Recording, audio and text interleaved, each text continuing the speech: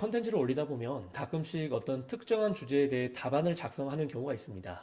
제가 이렇게 이런 질문 받았을 때는 이렇게 보통 답을 하는 게 좋을 거예요 라고 이야기하고 그때그때 상황마다 픽션을 가미해서 만들어낸 내용들인데요. 가끔씩 그 내용을 보고 전후 관계는 전혀 생각하지 않고 이런 질문에 이런 답을 쓰면 되는구나, 또는 이거 너무 내용 좋은데? 나 이거 써먹어야지? 라고 딱 적어놨다가 실제로 자기 자소서에 그대로 갖다 붙여 넣는다거나, 또는 면접관 질문을 했을 때 자기 이야기가 아님에도 불구하고 이거를 가져다가 쓰시는 경우가 있어요. 이 저작권이 걸려있거나 그런 것도 아니니까 충분히 그러셔도 상관은 없습니다만 진짜 크게 낭패를 보시게 될 수 있습니다. 왜냐하면요, 모든 말은 여러 가지 상황과 관점, 그리고 그 말을 하는 사람들의 이미지나 태도, 그 모든 것들이 복합적으로 작용을 하기 때문에 절대로 똑같은 말을 한다고 해서 그것이 똑같은 설득력을 가지게 되지는 않습니다. 예를 들어 한번 보세요. 잘생긴 사람을 뽑는 자리에 정우성과 굉장히 못생긴 한 사람 면접에 갔다고 생각해 봅시다. 정우성이 이렇게 대답하는 거예요.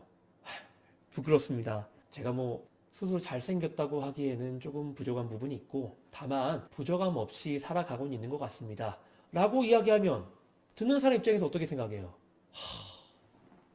잘생긴 사람이 겸손하기까지 하네 라고 생각할 거 아니에요. 근데 옆에서 굉장히 못생긴 사람이 그 이야기를 듣고 좋은데? 나도 그거 써먹어야겠다. 엄청 못생겼는데 제가 사실 잘생겼다고는 생각하지 못하겠습니다. 면접관이 나도 그렇게 생각해요.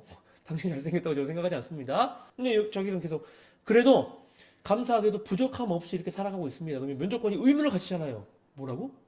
어떻게 부족함 없이 살아가지? 잘생김이 전부인 세상인데 어떻게 못생긴 사람이 부족함 없이 살아가지?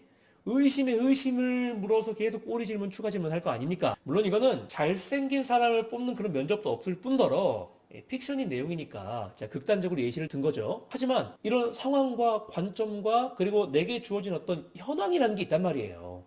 그런 것들을 고려하지 않고 그냥 이 좋은 내용을 복사해가지고 그대로 이야기한다고 해서 절대로 없었던 설득력이 생기는 것이 아닙니다. 모든 스토리는요, 진실성, 그것이 사실에 기반해 있을 때 가장 큰 효과를 발휘하거든요.